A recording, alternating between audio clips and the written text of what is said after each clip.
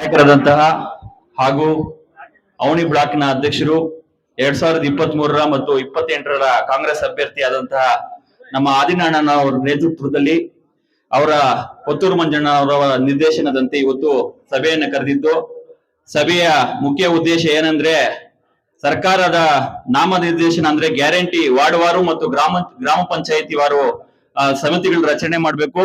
ಅದೇ ರೀತಿ ನಮ್ಮ ಭಾರತ್ ಜೋಡೋ ಯುವಕರ ಸಂಘ ಅಂತ ಸನ್ಮಾನ್ಯ ಡಿ.ಕೆ. ಶಿವಕುಮಾರ್ ಸಾಹೇಬ್ರು ಪ್ರತಿ ಸಂಘಕ್ಕೆ 10 ಲಕ್ಷ ಪ್ರೋತ್ಸಾಹಧನ ನೀಡುವ ಉದ್ದೇಶದಿಂದ ಇವತ್ತು ಭಾರತ್ ಜೋಡೋ ಯುವಕರ ಸಂಘ ರಚನೆ ಮಾಡ್ತಾ ಇದೀವಿ.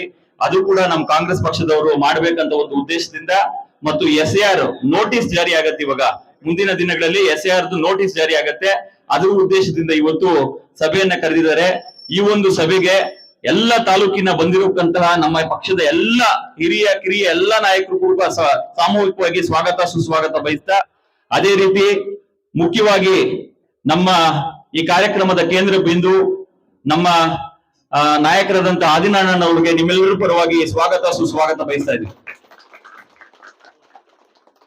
ಅದೇ ರೀತಿ ಕಸಬಾ ಬ್ಲಾಕಿನ ಅಧ್ಯಕ್ಷರು ಅಮಾನನ್ ಅವರು ಈ ಕಾರ್ಯಕ್ರಮಕ್ಕೆ ಆಗಮಿಸಿದ್ದಾರೆ. ಅವ್ರಿಗೂ ಕೂಡ ಈ ಕಾರ್ಯಕ್ರಮದಲ್ಲಿ ಆತ್ಮೀಯ ಸ್ವಾಗತ ಸುಸ್ವಾಗತ ಬಯಸ್ತಾ ಇದ್ವಿ. ಅದೇ ರೀತಿ ಇಲ್ಲಿ ಎಲ್ಲ ಬಂದಿರುವ ಎಲ್ಲರೂ ನಮ್ಮ ನಾಯಕರುಗಳೇ, ಎಲ್ರಿಗೂ ಹಿರಿಯ ಕಿರಿಯ ಎಲ್ಲ ನಾಯಕರಿಗೂ ಮತ್ತೊಮ್ಮೆ ಸ್ವಾಗತ ಸುಸ್ವಾಗತ ಬಯಸ್ತಾ, ಅದೇ ರೀತಿ ನಮ್ಮ ಪಕ್ಷದ ವತಿಯಿಂದ ಈ ಕಾರ್ಯಕ್ರಮಕ್ಕೆ ಆಗಮಿಸಿರುವ ಎಲ್ಲ ಮಾಧ್ಯಮ ಮಿತ್ರರು ಕೂಡ ಕಾರ್ಯಕ್ರಮದಲ್ಲಿ ಆತ್ಮೀಯ ಸ್ವಾಗತ ಸುಸ್ವಾಗತ ಬಯಸುತ್ತಾ ಈ ಕಾರ್ಯಕ್ರಮವನ್ನು ನಮ್ಮ ನಾಯಕರು ನಡೆಸ್ಕೊಡ್ಬೇಕಂತ ಕೇಳ್ಕೊಂತ ಇದೀವಿ. ಅಂದ್ರ ಕ್ಷಪೇಶಿ ನಮ್ಗೆ